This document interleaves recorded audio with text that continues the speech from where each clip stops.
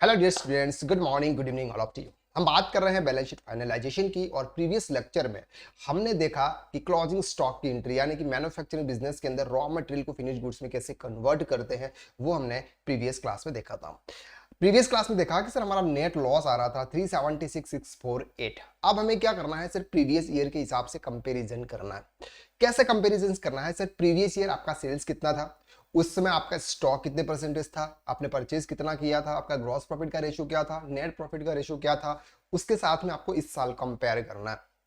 लगभग आपका as it is match होता हुआ आना चाहिए। तो कैसे करना है आपको? जैसे फॉर एग्जांपल हम फाइनेंशियल ईयर 1 अप्रैल 2022 से 31 मार्च 2023 ले लेते हैं। 22-23 का डेटा है सर हमारा यहाँ पर।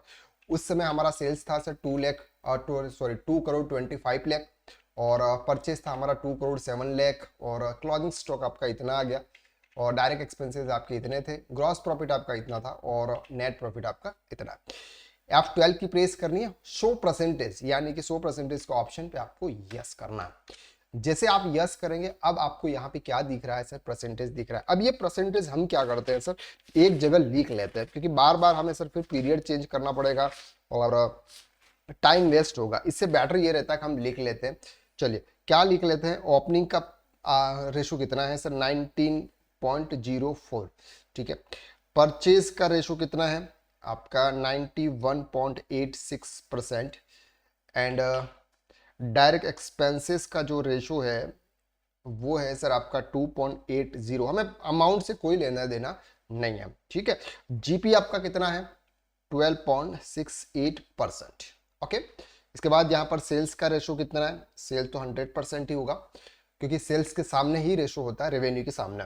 ठीक है। स्टॉक कितना है सर? स्टॉक है आपका 26.37%। ये तो आ गया आपका डायरेक्ट एक्सपेंसेस यानी कि ट्रेडिंग अकाउंट। अब पीएनएल की बात करें तो इनडायरेक्ट एक्सपेंसेस आपके हैं सर 8.33%, और इनडायरेक्ट इनकम को इग्नोर करें। और नेट प्रॉफिट है सर आपका यहाँ पे 4.72%। ठीक है। इसके हिसाब से हमको कंपैरिजन करना। अब F12 की प्रेस करेंगे 1 अप्रैल 2023 से 31 मार्च 2024। अब आप यहाँ पे देखेंगे, अब यहां पर आपका जो क्लोजिंग स्टॉक पिछले टाइम पर सर था 26.3%। ठीक है। जो इस बार है आपका 20.19%। और परचेज की कॉस्ट जो थी वो थी सर 86.82 पिछले साल टाइम पे, इस बार। और पिछले टाइम पे थी 91.86। डायरेक्ट एक्सपेंसेस पिछले टाइम पे 2.80 थे, इस बार 3.24 है, थोड़े से बढ़ गए हैं। कौन कौन से एक्सपेंसेस बढ़ गए? यहाँ पर wages, processing charge, product pride product overhead, और ये इलेक्ट्रिसिटी एक्सपेंसेस। ठीक है। और ग्रॉस प्रॉफिट आपका 6.22 है, पहले था 12.68%। अब आप यहां पर देखेंगे, पहले था 12.68%, 12.68, अभी है 6.22। अगर हम 6% अगर हम इंक्रीज करते हैं, इंक्रीज अगर हम 6% करेंगे, तो यहाँ पे आपका जो क्लोजिंग स्टॉक भी 6% आपको इंक्रीज करना होता है। देखो पीएन ट्रेडिंग अकाउंट्स का क्या फैक्टर होता है? ट्रेडिंग अकाउंट्स के अंदर क्लोजिंग स्टॉक को आप जितना बढ़ाते हो, क्लोजिंग स्टॉक को आप जितना इंक्रीज करते हो, उतना आपका ग्रॉस प्रॉफिट इंक्रीज होता है। क्यों ग्रॉस प्रॉफिट इंक्रीज होता है? क्योंकि यहाँ पर से क्रेडिट है और ये डेबिट है, तो क्रेडिट में से डेबिट का कुछ अमाउंट माइनस करते हैं तो ये वाला अमाउंट बढ़ता है। अब क्लोजिंग स्टॉक को हम जितना रिड्यूस करेंगे, उतना क्या होगा सर? आपका प्रॉफिट कम होगा। अब यहां पर हम देखते हैं किस तरह से किया जाता है। अब हमको सर यहाँ पे हमको लाना है प्रॉफिट। फॉर एग्जांपल अभी 3,76,000 लॉस चल रहा है। ठीक है। 3,76,000 लॉस चल रहा है, हमको प्रॉफिट लाना है 6, 6.5, 7 लाख तक रुपीज, यानी कि 6.7 लाख रुपीज। इसका मतलब आपको 10 लाख रुपया कितना बढ़ाना पड़ेगा? 10 लाख रुपया बढ़ाना पड़ेगा, तब जाके आपका 7 लाख रुपीज तक का प्रॉफिट आएगा। क्योंकि ऑलरेडी सर 4 लाख तो माइनस में, यानी कि 3.76 यानी कि 4 लाख ऑलमोस्ट माइनस में। तो 10 प्लस करोगे तब जाके 6 लाख तक आपका प्रॉफिट आएगा। तो अब ऑप्शंस यहाँ पर कुछ नहीं दिया। या तो आप एक सा कर सकते हैं कि जो आपने एक्सपेंसेस किए हुए हैं वो एक्सपेंसेस आप रिड्यूस कर सकते हैं, या फिर आप ये कर सकते हैं कि ये इस साइड की जो इनकम है, हमारी इनडायरेक्ट इनकम है, उसको आप इंक्रीज कर सकते हैं। तो प्रॉफिट को बढ़ाने के भी बहुत सारे तरीके हैं और प्रॉफिट को घटाने के भी बहुत सारे तरीके हैं। तो प्रॉफिट, सबसे पहले हम बात करते हैं प्रॉफिट को घटाने के क्या तरीके। प्रॉफिट अगर आपको ज्यादा आ रहा है तो ऐसे केसेस में आपको क्या करना है, जो क्लोजिंग स्टॉक, अब मैन्युफैक्चरिंग बिजनेस में क्लोजिंग स्टॉक को एडजस्ट किया जा सकता है। हम ये मान के चलते हैं कि सर हमने जो 60 रुपीज केजी का जो गुड सेल्स किया, तो उसको बनाने में सर हमको 58 रुपीज लग गए, तो आपका 2 रुपीज का प्रॉफिट आ रहा है। तो 2 रुपए पर प्रॉफिट अगर आप क्लोजिंग स्टॉक को कम कर देंगे तो आपका प्रॉफिट क्या हो जाएगा सर, कम हो जाएगा। और अगर आप प्रॉफिट क्लोजिंग स्टॉक को इंक्रीज करेंगे तो क्या हो जाएगा सर, आपका प्रॉफिट भी इंक्रीज हो जाएगा। दूसरा ऑप्शन यहां पर आता है सर, एक केस में जो एक्सपेंसेस आपने किए हुए हैं, कैश में जो एक्सपेंसेस आपने किए हुए हैं, उन एक्सपेंसेस को आप कम कर दें, जिससे क्या होगा, आपका प्रॉफिट कम हो जाएगा। अगर आपको प्रॉफिट हाँ कम कर दे, जिससे आपका प्रॉफिट बढ़ जाएगा। दूसरा है कि अगर आपको प्रॉफिट कम करना है तो एक्सपेंसेस आप बढ़ा दें, वो एंट्री सिर्फ कैश में हो सकती है। छोटे मोटे खर्चे करके आप ये ऑप्शन कर सकते हैं। दूसरा ऑप्शन आप ये भी कर सकते हो कि आपकी जो डेटर्स है, आपके जो डेटर्स है, अब डेटर्स का मामला यहाँ पर ऐसा होता है कि आप उनको बेड डेट्स की एंट्री बहुत रेयर केस में डाली जाती है। बेड डेट्स का जो प्रोविजंस होता है ना, वो रेयर केस में प्रोविजंस डाला जाता है। ऐसे प्रोविजंस आप बेड डेट्स की एंट्री नहीं पास करते। लेकिन अगर आपको इनकम इंक्रीज करनी है और कोई आपके पास में ऑप्शन नहीं है, तो आपके पास में जो क्रेडिटर्स है, क्या है सर, क्रेडिटर्स, जिनको आपको पेमेंट देना था लेकिन अब उनके साथ में आपका सेटअप हो चुका है, अब उनके साथ में कोई पेमेंट नहीं देना है, तो ऐसे केसेस में आप क्रेडिटर्स को इनकम में ट्रांसफर कर सकते हो। कैसे कर सकते हैं, देखिए ये बैलेंस शीट है, ठीक है, बैलेंस शीट्स में आप लाए जाएंगे, ये हमारे क्रेडिटर्स हैं। अब जैसे फॉर एग्जांपल हमारे ये क्रेडिटर्स है, ये वाले फॉर एग्जांपल ये वाले क्रेडिटर्स है श्री रामानारा। अब इनको फॉर एग्जांपल हम ये मान के चलते हैं कि ये तो चलो बहुत टाइम्स अभी आ रहा है, प्रीवियस ईयर का कोई चलता हुआ नहीं आ रहा है, प्रीवियस ईयर का इसके सभी इस साल के। चलिए, कुछ ऐसे क्रेडिटर्स होते हैं कि जिनको, जैसे फॉर एग्जांपल ये है 4908। अब सर इसको पैसा हमको नहीं देना है, क्रेडिट है, हमको इसको पैसा नहीं देना है, तो इसको हम क्या कर सकते हैं, इनकम में ट्रांसफर कर सकते हैं। कैसे कर सकते हैं, क्या नाम है सर, डीपी वायर, कितना अमाउंट है 4908, एंट्री पास कर लो आप 31 मार्च को, ठीक है। डीपी वायर, इनको पैसा देना था, कितना देना था 4908। और एक आप मिसेलियस इनकम का, मिसेलियस इनकम का जो भी आप इस तरह से एक लेजर्स बनाते हो, mix income for example, mix income का आपने लेजर बना दिया 4908। अब आपका क्या हो गया सर, आपका ये जो डीपी वायर है वो भी हट गया। अब आप बैलेंस शीट में जाएंगे ना, तो बैलेंस शीट में यहाँ पे आपके क्रेडिटर्स है और यहाँ पे आपका जो डीपी वायर था ना, वो डीपी वायर अब आपका हट गया। और अगर आप पीएनएल में जाएंगे तो यहाँ पर आपकी ये इनकम इंक्रीज हो गई, ये वाली इनकम, मिक्स इनकम, ठीक है।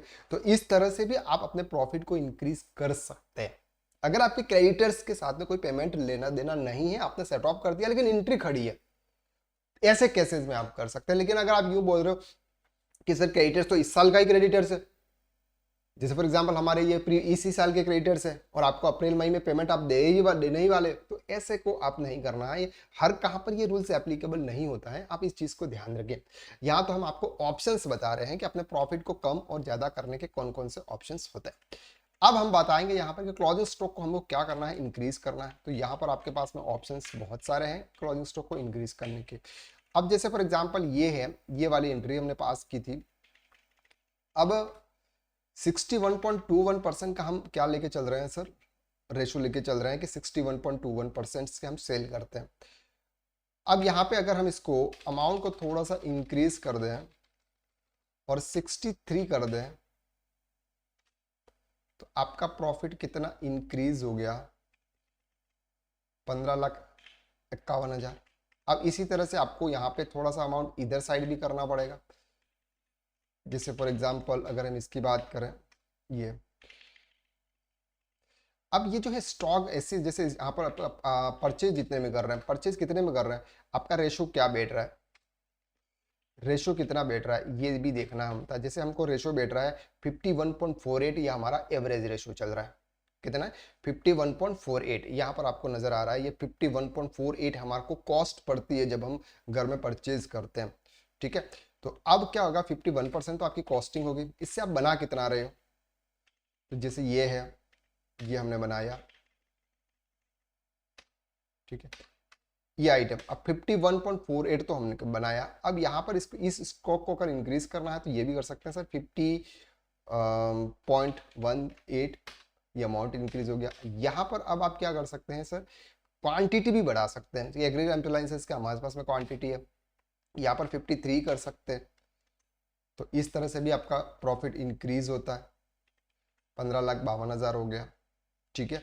तो यहाँ पर इस तरह से आप कर सकते हैं। जैसे फिनिश गुड्स है, फिनिश गुड्स में फॉर एग्जांपल हमारे पास में ये है, इसका कोई ज़्यादा रोल नहीं है। ये है सर आपका 45 रुपीज़ में आप ये तो सेल कर रहे हो, ठीक है, ये तो सेल कर रहे हो। ये है, जैसे हमारे पास में ज़्यादा क्वांटिटी में जितना आइटम्स होता है ना, ये होता है। अब ये बनाने में आपको क्या लगा सर, 51.5। अब इसको थोड़ा सा आप इंक्रीज कर दीजिए, 55 कर दीजिए, ठीक है। तो ये थोड़ा सा अमाउंट आपका यहाँ पे बढ़ गया। अब आपका लॉस आ गया 3,58,000। तो इस तरह से आप प्रॉफिट को इंक्रीज कर सकते हो, डिक्रीज कर सकते हो। अभी हम करेंगे इसको और लास्ट वो फिगर लेके आएंगे, अब आपको पता चलेगा, क्योंकि इसमें क्या टाइम लगता है सेट करने में, तो हम नहीं चाहते हैं कि सर आपका टाइम वेस्ट हो।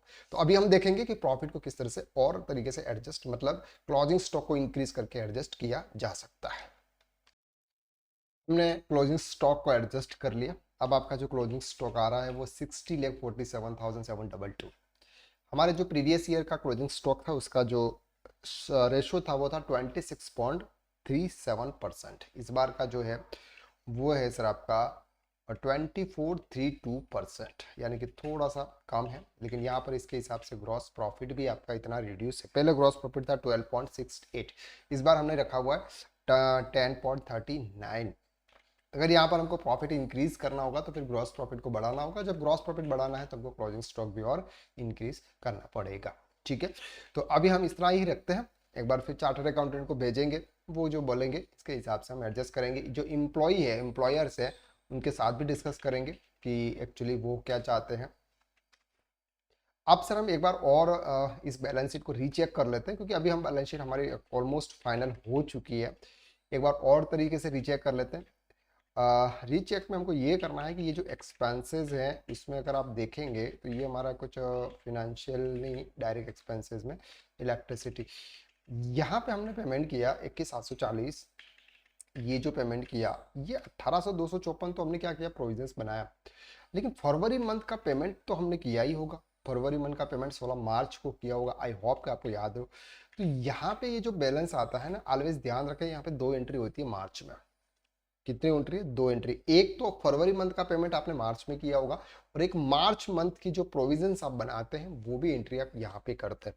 तो इन चीज का आप ध्यान रखें, ये भी हम चेक करेंगे, बॉस से पूछेंगे कि सर आपने कितना पेमेंट किया है इसका, आप ये बताएं। तो यहाँ पर एक और हमारा प्रॉब्लम थोड़ा सा ये है, बाकी फैक्ट्री एक्सपेंसेस ये है, तो इसको हम फैक्ट्री एक्सपेंसेस डाल देते हैं। यहाँ पे फैक्ट्री एक्सपेंसेस की जगह प्रोडक्ट प्रोसेसिंग चार्जेस डाल देते हैं, ताकि सब सेम रहे, अलग से कुछ ऐसा दिखे नहीं, क्योंकि ये हमने प्रोडक्ट प्रोसेसिंग चार्जेस हम डाले हुए सभी। ये आपका वेजेस है। अगर वेजेस को और रिड्यूस करना चाहते हैं तो आप वेजेस को और रिड्यूस कर सकते हैं, जिस तरह से हम अभी इन वेजेस को रिड्यूस कर देते हैं, ठीक है। जैसे ये 33,000 है, ये 300 के इतना तो है, 3,20,000। बाकी सब ये बैंक से हुए हैं, इसलिए हमें और इसको रिड्यूस हम कर नहीं सकते, ठीक है। ये सब बैंक से हुए हैं। परचेज एक्सपेंसेस आपके ये हैं, ये सभी बैंक से हुए हैं। डायरेक्ट एक्सपेंसेस हैं, इसके बाद इनडायरेक्ट एक्सपेंसेस में आपके ये सभी बैंक से हुए हैं ये, तो इसमें भी आप कोई रिड्यूस नहीं कर सकते। एडमिनिस्ट्रेटिव एक्सपेंसेस में आप ये है आपके प्रोविजंस की एंट्री हमने कर दी थी प्रीवियस में। बस ये है जीएसटी लेट फीस है, इस ये भी इट्स ओके। और इनडायरेक्ट इनकम में हमारा सिर्फ इंटरेस्ट इनकम है, बाकी कोई इनकम अदर इनकम में नहीं है। क्लोजिंग स्टॉक आपका इतना आ गया। सेल्स आपका हमने GSTR 1 के हिसाब से प्रॉपर मैच कर लिया था।